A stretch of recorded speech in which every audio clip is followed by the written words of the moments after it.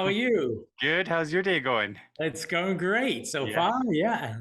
Not in the mountains, not climbing today? Not today. I just No. got back. I'm a teacher by day, and just got back from our third day of prep for students. They're coming tomorrow. Tomorrow. Oh my God. Are Yeah. you excited?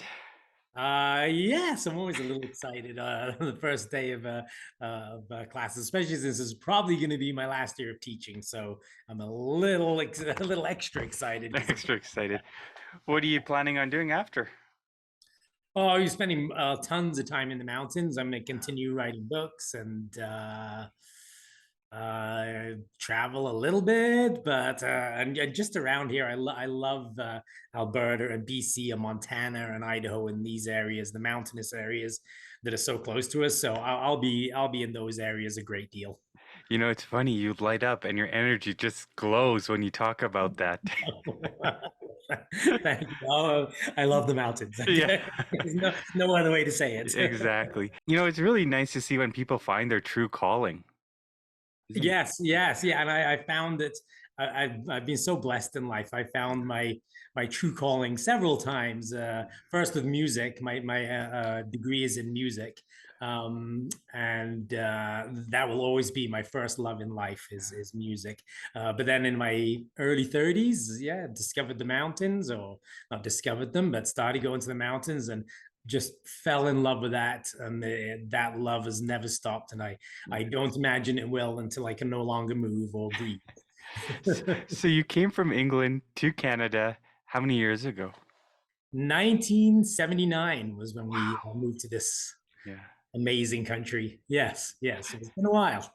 Never look back and say, let's move back home, or Never. I love it. Don't get me wrong. I love England. I love going back to England. The highest mountain they have in England is Scafell Pike. It's 978 meters above sea level, right? Which is lower than we're sitting right now. Right now we're about yes. 1,000 meters above sea level. So, and they do have some beautiful mountains in northern England, especially in some in Wales, and some beautiful climbing in Scotland, Oh, ice climbing and stuff. But yeah, this here is next level, and our garden, our back garden for mountaineering is extravagant. So no, I could never go back to England, I'm afraid. you're so multifaceted, a musical degree, guitar, am I right? Yes, Yes. yes. So you put a musical degree in guitar. You're a teacher, math, Math and physics. physics. Yes. Yes. Yeah. And then on top of that, doing all this and having time to write books, not only travel to get to that destination, climb that mountain, but then write Mhm. the book. This is what, your sixth book or seventh book? Yeah, well, actually, if you, oh, thank you. There it is. I love that book. If you count all the different editions, it's actually my 12th book. Yeah, but yes, it is. If you're just doing the latest edition, then it would be my Yeah. sixth book. Yeah, and then I find the time. Well, there are a couple of things. One, I don't have kids. I'm not married. No, Yes. that affords me some extra time. But for a friend of mine always says you make the time for the things you love doing, and I will always make time for the mountains and for riding, and I just love the whole process of going to the mountains, Mhm. doing the trip, coming back, writing about it, Yeah. revising, and then all the stuff with the publishing and the publishers. It's all super fascinating. So yeah, it's something I will always make time for For and sure. find time for. Do you take all these photos yourself as well? Yeah, most of them Most of I them? Yeah. do. Some of them, increasingly, I'm getting photos from other people Mhm. simply because there are some awesome mountain photographers out there who take Totally. much better Yeah. photographs than I do. So in the Waterton book, where is it? The Waterton book. Yeah, the front cover is not by me. It's by Steve Patitas. Yeah, I love that photo. That is one of the. I was just there actually again on this past Sunday because I love looking at that view of the Carthew Lakes and Mount Bertha. And yeah, so increasingly, I'm trying to find people who just take better pictures than I do, and most of the time they're more Yeah. than willing to share their art with me. So I love it. Yeah. And why Waterton? I mean, this is a place that I went on my birthday, July 10th. It is a home away from home. I love it out there. sweet, nice. But what Yeah. made Waterton a place that you wanted to talk about and not only talk about, write about? Yeah, well, in 2005, I Yeah. did my first scramble in Waterton based on this book. I'm trying to Yes. sell every. This is Alan Kane's Scrambles in the Canadian Rockies. This is really what got me started in the Yeah. mountains, was this book here. And I drove down to Waterton and did Mount Alderson and Mount Carthew, which is right in what you see in the front cover there. And I just absolutely instantly fell in love with the colors of Waterton, because it is such a different geography and geology than Yes. what we see in Kananaskis, Banff, Lake Mm. Louise, and so on. Mainly because of this big, I don't want to go into the intense geology of of Waterton, but basically this big slab of old rock was formed about 1.4 billion years ago. It came up and above this younger rock. So in Waterton, you've got some of the oldest rock in the Rockies, and it's a very different chemical composition. There's a lot of different types of rock in Waterton than there is in Banff, Lake Louise, and Kananaskis. A lot of these argillites, which is a hardened mud, and dolostone and shales and sandstone. And so the colors of the rock in Waterton are wickedly different than what you see up in Kananaskis, and they're just it's just such a colorful, Oh my God. alive place. Yeah, And yeah. it's evidently clear, isn't it, when you look at Oh, it is when you're there? absolutely. Yeah, Yes. yeah, yeah. You just have to look at the cover of the book, and that's what you see when you go to Waterton. You see these wild colors. There's a ton of beautiful lakes. Yeah. Everything's very accessible in Waterton because of the hiking trails, and yeah, it's just a magical place to be. And then of course there's the whole Kenow fire, which happened in 2017. And interestingly, I wrote this book in 2016, and I turned it into the publisher in July of 2017, and then in September of 2017, the whole park burned down. Oh my And God. I emailed the publisher and said, "You better put a hold on publishing that, because the park is going to change irrevocably because Yeah. of this fire." And so yeah, we put a hold on it, and then the park slowly opened, and I went back and I hiked every single one of those trails again, and it was a joy to do that. And the joy was not just in hiking the trails, but just seeing how the park had changed because of this fire. And I was expecting this, apocalyptic wasteland, but anything but. It's just beautifully lush and green. The new Yes. growth is coming up. Oh It my is, God. yeah, Ever and so everything's quickly open. too, right? Yeah, yes, yeah. I was so amazed when I went back there just a year after, to see all the new growth. And then 3 years after the fires, when they opened up the entire park, and it was just mind-boggling to see how nature regenerates itself. Yeah, and yeah, We were driving through and I'm saying, oh my God, look at these trees. But look how quickly the new growth is happening. The moss, the grass. yes, It just, yeah, yeah. that's Mother Nature at its finest, isn't it? Absolutely, it is. It really is.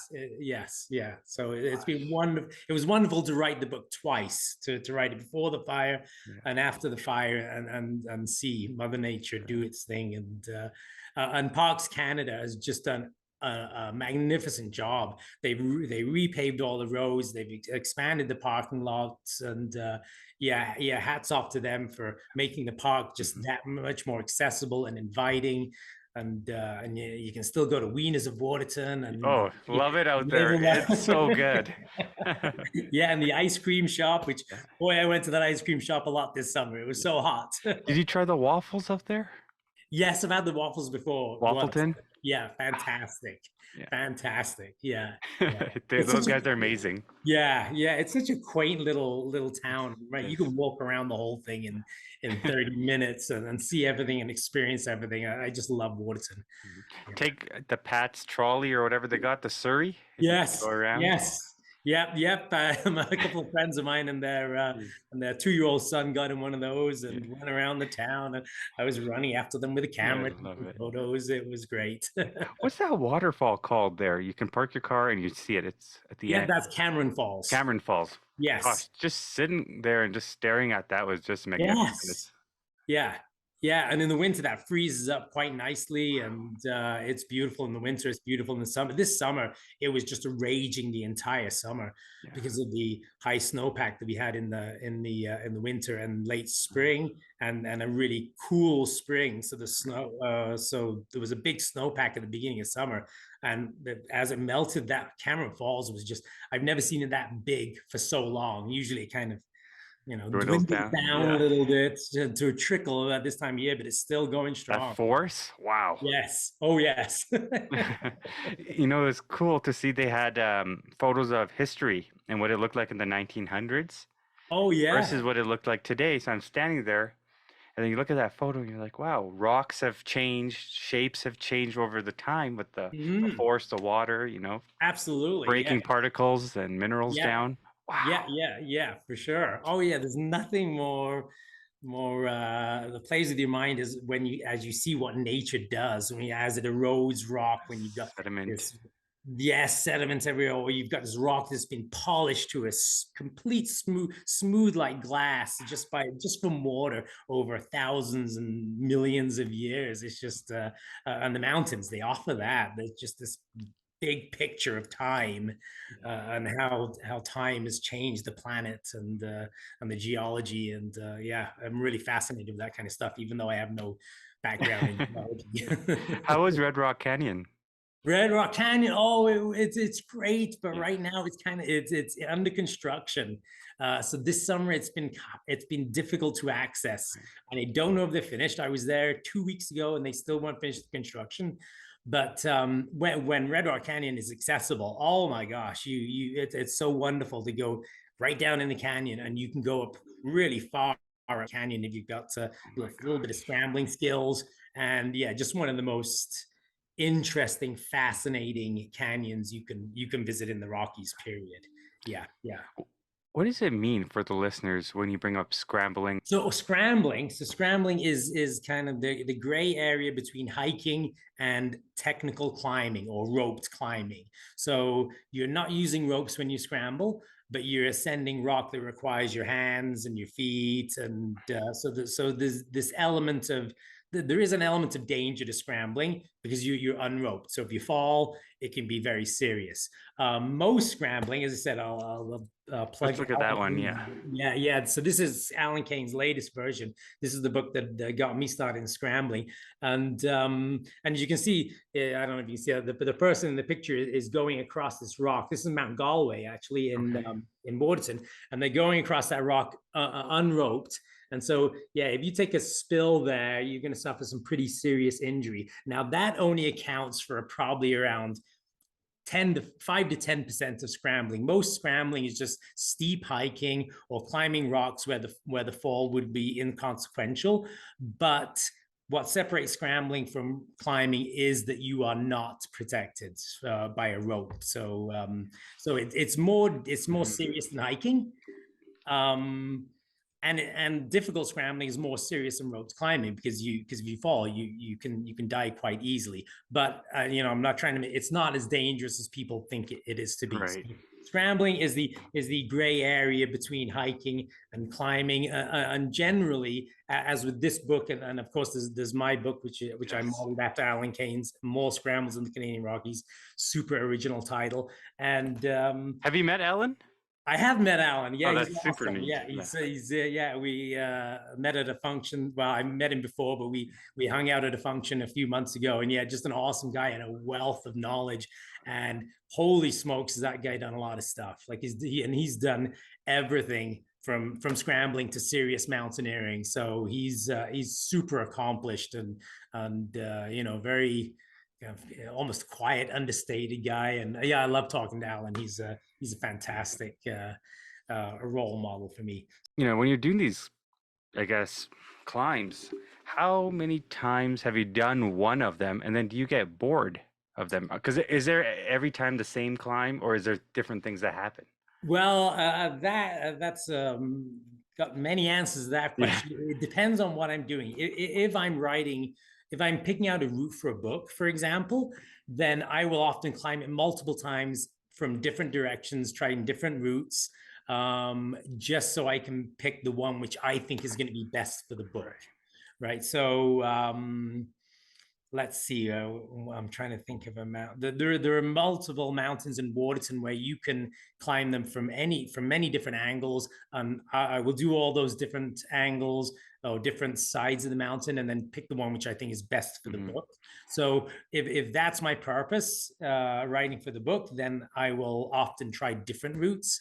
If Okay. I'm just going up for fun, then I have a handful of Yeah, many handfuls of favorites that I will just of repeat course. over and over again because I get so much enjoyment out of them. And Yeah. even if they're the same route, you come up to this. There's this little mountain at the in the castle area just north of Waterton. It's called Loaf Mountain. But the end of it, we called it the muffin. The muffin. We call it the muffin. And the muffin is just it's got so much interesting and colorful rock. No matter where I go on the muffin, I will find something new to fall in love with. So I've done the muffin probably more than 10 times. And every year I will go back and go up that mountain and explore. So it really depends, but I'm not doing it for the purpose of the book. I'm just going for my own enjoyment. So Enjoyment. I love yeah, it. so it depends, yeah, what I'm doing. But if I'm writing for the book, then I try to do as many different Many. Yeah. ways up the mountain as I can.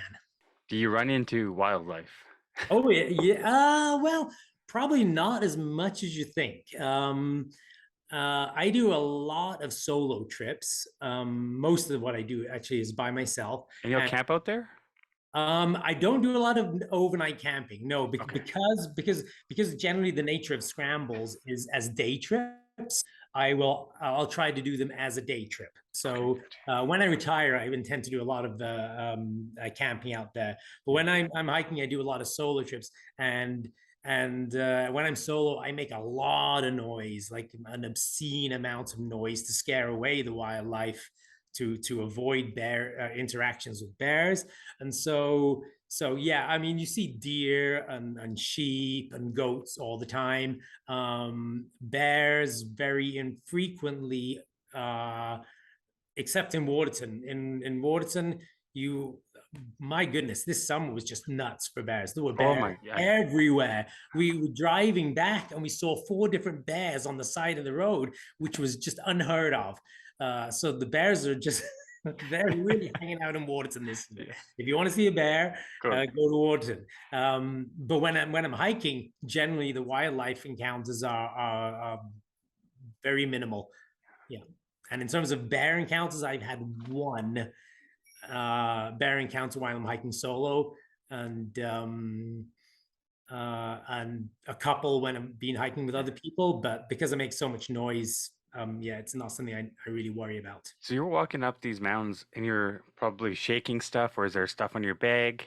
Or are you just yelling the whole way No, up? I'm yelling, and sometimes I sing if I'm by myself in a Yeah. remote area, and I'm not going to be embarrassed by somebody popping around the corner and say, "Oh, wow, you're really out of tune there." Then I'll sing if I know nobody else is going to hear me. But most is just yelling Okay. loudly. Yeah. How do you document a journey up Well, and down, I guess? today, back in the day, it was what was it? It was paper, Yes. paper and pencil, and I would do a part of the trip and then write everything down, Yeah. which I had just done. Nowadays with phones, I just get my phone and I make a video, and Hmm. I just talk into the video, and I can pan around and say, oh, okay, go up this. Or I came up this gully here, and I can record it, and it makes it much easier to transcribe Hmm. into writing when I get back home. Oh, I love it. Wow, that's super Yeah. neat. When you look at things like this on the cover, isn't it neat what Mother Nature has done? Oh, it's fantastic. Yes. Yes. Yeah. Yeah. It's really unbelievable, and every time you think you see something really cool, you'll do another hike and see something just totally different and also really cool. It's yeah, you never run out of Never. amazing scenes. And this summer I did a Yeah. whole lot of I did a ton of hiking this summer, and went to some new places, saw some things which I would just blew my mind. Yeah. There was a hike I've been wanting to do. I don't know if you've done it, Andrew. It's Surreal Ridge. Yes, yes, Surreal Ridge, absolutely. Yes, love it. Yeah, I Yeah. don't know why, but it just something I've had on my bucket list. Oh, do it, do it. It's such a good. Wow. It's It's a good beginner's one. I've heard, well, intermediate. yeah. I'd say I'd call it an intermediate one, right? You have Yeah. to hike to Rawson Lake first, which is Ross. the beginner's hike, and then from there you go around the left side of the lake, and then up to the ridge. And once you hit that ridge, you look over on the Kananaskis Lakes, and yeah, you will. It's such a good view. It's one of the best views for the buck. But it looks scary because the point when you're walking up that ridge, you have The people. point, okay, yes. Now, if you get Uh, up onto that ridge, here's yeah. the interesting thing. If you get up onto that ridge by going around the lake on the left side, Mm-hmm. then you won't be able to make it to the highest point unless you're a scrambler. So, ow, I mean, Oh, okay. since I actually have the book sitting right here, it's actually that scramble is in this book, and you, Oh, is it? Okay. yes, it is. But I called it something different. I called it Rawson Lake Ridge, I believe. Okay. Just give me 5 seconds No here. worries. I'm just gonna. Where's the alphabetical list? And I can show you exactly. And where's it, Rawson? Oh, there it is, page 361. Wow, this book's getting thick. Yeah, there it is. So yeah, as you can see, this is what you're faced with if you want to get to the actual top of the mountain. And Yes, that's yes, exactly it. that's exactly, and it's listed as in my book as a difficult scramble, which means you're using your hands, you're climbing up very steep rock. If you slip on some of that rock, you're gonna have a serious you're gonna suffer serious injury. So you want to be very careful about it. Now you can get to that high point, just in case you're interested in going there. You can get to that high point by once you get to the head of Rawson Mm-hmm. Lake, you ford the outlet and then you go up I guess it would be the east ridge, the southeast ridge of the mountain. Now what that means is you got to do some bushwhacking and steep Oh yeah. climbing. Yeah, but that route takes you right to the top, to the very high points, without Right. having to do that difficult scrambling. Yeah, but I can tell you right now, the view from the ridge without getting up to the high point It's is it's worth it, eh? oh totally 100%. This is 100%. There's this one video I'd seen years ago. Yeah, so 2016, this video had come out. Okay, so this right here is, well, this would be Kananaskis Lake? No, that's Rawson Lake that you're looking Rawson at. Lake, okay. Yes. Okay, look at that. Yeah. Oh my gosh. Oh, this is great. It must have been done with This is a drone, yeah. drone. Yes. But isn't that unreal? That's fantastic. So is it as steep as it looks on each side that you could tumble over? Or is It it quite a bit of room? the side that you're looking at right there is very steep, but on the ridge there's tons of room. Yeah. See right there. Oh, That's what you're hiking along. Yeah. That's beautiful. Yeah. look at Oh the color. wow. Oh, I gotta get me a drone. Right? Except for I think they're illegal. So I think exactly. It's like I don't know who did this, but so can you make it to the top? yes, yep, absolutely. That's that in my book. That's that difficult part. And now, when you Mm, look at it from afar, it looks impossibly steep. And I remember the first time I went up there, I said, "Oh, no way, I'm getting up yeah. that." Then I got up to it and go, "Oh, it doesn't actually look that bad." And the steep section is, I think, probably 30 or 40 meters, and then after that, it eases Right. up. So it wasn't as bad as I thought. I mean, it is a serious scramble though. Um, the nice thing is if you do get to the top, you can take that easier route, which I was talking about, down. Mhm. So you don't have to come down that way. Ah, Yeah. So that once you're at the top, there are actually easier ways down to Rawson Lake. You go right down towards it. You have to do some yeah. bushwhacking, but you're not going to die. So So do you bring a machete or a knife with you at all times when you're out there? no, no, I have a little pocket knife, Yeah. but no, not a machete. You just when you're doing bushwhacking, you typically just fight through it, You right? swat. Yep, Yes. yep. You Yeah. move it out of the way as best you can. Sometimes you just tumble through Mhm. it, and yeah, Yeah. So Andrew, if someone wants to go with their family on a hike, say Waterton, for example, yeah. what should they bring with themselves? Obviously, the standard stuff like lunches, waters, beverages. But what do they need? Do they need a knife with them? Do they need pepper spray? Sorry, bear spray. Yes, yes. Is it the same thing though? Pepper spray and bear Pepper spray? spray and bear spray are essentially the same thing. It Yes, is, right? yeah, Okay. they're both the pepper based. Yeah. They hurt. I've sprayed myself Oh, accidentally with bear spray, and let me tell you, it's super effective because I was in agony for hours. ouch.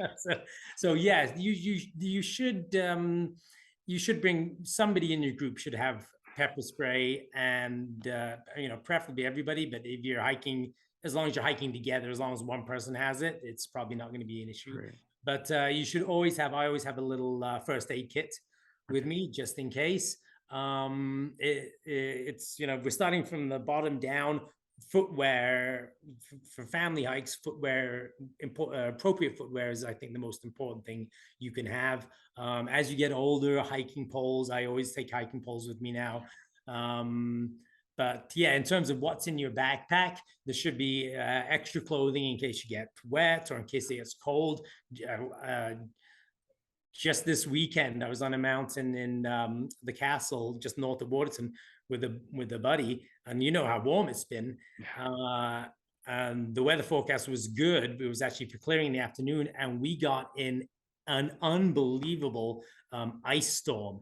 We got caught in it. Oh And it my. was just a reminder that, and I did have all I had a rain jacket, and I had a neck gaiter, and I had gloves in my backpack. What was frightening about this incident, and it was actually quite humbling because I've done so much hiking, and I didn't think for a second that this would happen. The wind was so strong, and we were getting pelted in the face, like horizontally. These ice pellets were Oh.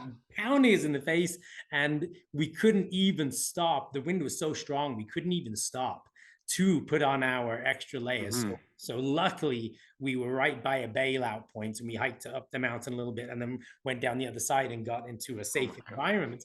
But it just reminded me that even on the warmest days, This can. uh, thunderstorms can develop, right? Especially when on warm days, thunderstorms develop, and you need to have some extra clothes, some dry clothes, some extra socks. Obviously, food and hydration being the most important things, right? If you're dehydrated, you're in trouble already. So yeah, I think that kind of covers the Yeah, basics of what you should basic have in stuff. the pack. Yeah. What do we hope to see, I guess, from you in the near future? Well, I'm doing, let's see. I've recently, where am I? I've recently updated these two books. So if you've got a family, then I've got two Okay. volumes of family hikes in the Canadian Rockies. Yes. Right. Yeah, walks and hikes, and I've updated these. They are due for publishing in May of 2023, and then I'm presently working on a fourth edition, probably the last edition of this. This is my this is what got me started in the Rockies scrambling, and I'm doing a fourth edition. It's going to be big enough that it's going to be split into two volumes. North and south. I'm really excited about this because I've done a lot of really cool Right. trips in the last few years. And then yeah, that'll probably be it for Scrambles books, because we get to a point where the mark it's saturated. I've done myself and Alan Kane have done pretty much all the Scrambles that are worth doing, and yeah, I think it's time to stop and let Do you somebody ever get else. nervous though? You're grabbing something, and what if a boulder just drops on you, or just has it happened? Yeah, yeah, oh yeah, oh for sure. You getting it, yeah, and so that happened a couple of weeks ago where a boulder unexpectedly did kind of go up against my leg, and I was holding it there in place. On it was over Hmm. on top of a rope, and then luckily I was able to step out of the way, and it just rolled down the mountain. But the Canadian Rockies have a terrible reputation. They're called the Rotten Rockies because the rock is so loose, and so uh, after a certain amount of time and experience, well, more experience, you get to know the types of rock and which rocks are loose, which types of rocks are going to be loose. Like if you're hiking, Mhm. if you're hiking limestone in Kananaskis, you know it's loose boulders, crappy rock everywhere, and you're extra careful. If you're hiking in Lake Louise, you may be hiking on some solid or climbing really solid quartzite. So you get to know the rock types and how reliable the rock types are, and then what areas have more reliable rock and less reliable rock. But in general, the general rule in the Canadian Rockies is don't trust anything. So if you're climbing up something, if I'm scrambling up something, I'm going very slowly. I'm checking all the handholds, Right. and banging on the rock to see if I hear a hollow sound, which is Yeah. bad. Hollow sound is bad. I'm pulling on holds, committing weight to it with 3 solid points of contact. You're just going very slowly and very carefully. You're making sure that you're not climbing with people below you, because if a rock comes down, it's going to hit them. I always wear a helmet. I wear a helmet even on the most innocuous hikes. I wear my helmet. Yeah, and said with experience, you get a familiarity with the areas and the rocks. And I know when I go to Waterton, I know if I'm climbing a ridge that's oriented in this direction, I'm pretty sure I'm going to be able to predict what kind of rock is on that mountain and what I'm going to have to watch for. So Sure. really, it's just a lot of experience. I'd be so nervous that a cougar would pounce on me from when you when you're walking, do you start, especially when you're solo hiking, do you ever start hallucinating or lose point of where you are? Yeah. Oh, definitely, especially in the days of before the technology, I've been disoriented quite as when you're hiking in the forest, especially if Yes. you're hiking on a flat area in a forest. It's really easy to get disoriented. And back in the day, in the 2000s, I would have a compass with me all the time. I would have a map with me all the time. And so I actually became pretty good at orienting myself with the Right. map and the compass. But now with modern technology, you've got, I mean, your phone is nuts. This Canada Maps app on your phone Yeah. will tell you exactly where you are on a map, and you don't need any cell service. Or is that for hikers Yep, primarily? yep, yep. It's called Canada Maps. I don't know. You can probably Oh kind yeah, super of look neat. at Oh that. wow, and it shows Yeah. the topography as well. Yeah, exactly. And then you hit this button. Oh, you don't Mhm. have to. Oh, yeah, look at that. It's showing exactly where I am in Calgary, Alberta right now. So it, it's fantastic. It's so you're less likely to get disoriented with Yes. the modern technology. But I always, I mean, I own all of these maps. These are my favorite maps. These are the Gem Trek maps. They're fantastic. I own all of these, and I still take them, even though I have this technology, this That's great good. Yeah. technology with me. I still take the map just in case the technology fails. And I love looking at maps, and I don't ever want to become 100% reliant Yeah. on technology. I always want to be able to Yeah. look at a map and say, okay, here's the map and here's these landmarks. I can see this peak over here. Here it is on the map. So I know I can orient myself and then, get going in the right direction. Bow Bow Lake. Lake. Oh, Yes. Bow Lake is Yeah. stunning. Yeah. Stunning. Yes. Stunning. Yeah. Yeah. I love Bow Lake. Can you climb Castle Mountain? Yes, Okay. Castle Mountain at the yeah, yeah, Junction? absolutely. Because Yep, yeah, yeah. There's a great trail. It's Castle Mountain as a scramble is in Alan Kane's book. okay. You hike 8 kilometers up to Rockbound Lake, which is Right. just in itself, and then you hike all the way around Rockbound Lake and Oh up my to the peak. gosh. So it's a long day, but so worthwhile. So yes, you can totally get to the top of that Yeah. just through hiking and scrambling. But Awesome. Well, Andrew, before we get going, where do we see you in 10 years? What's the vision? that's a great question. Like, what I would your happy place be? I'm at peace with life and the world, and we're good. the, Let's say 5 years, not even 10. yeah. Well, I mean, I can tell you in all honesty, my happy place is right here, right now. This summer has been fantastic. I'm going back to work and doing a job that I love, even though, as I said, this will probably be my last year. just because there is so much so much else I want to do in life, especially related to the mountains, and music. I want to get back into doing a lot of music related things, like playing in shows, and I play in a band, and Nice. yeah. So that's my vision, is just to be immersed in the mountains Yeah. and music. My two loves in life, so Do to you ever speak. take the guitar up? Do I ever pick it up? No, no, Oh, up the take it to the mountain? mountains. I did once, Yeah. and bad move. Yeah. Yeah, I'll never do that again. I took it. I thought, this is when I was much younger and quite naive. I thought, oh, I'm gonna have this like mystical experience, and I took Yes. my classical guitar up a mountain and then start playing, and it'll be.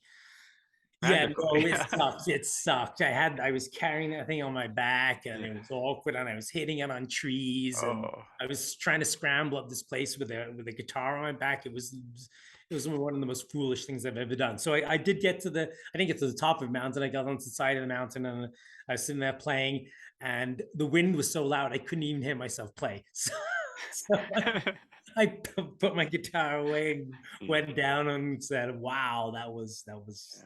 not what I Not what expected." you expected. No. So the Definitely. two worlds may not merge.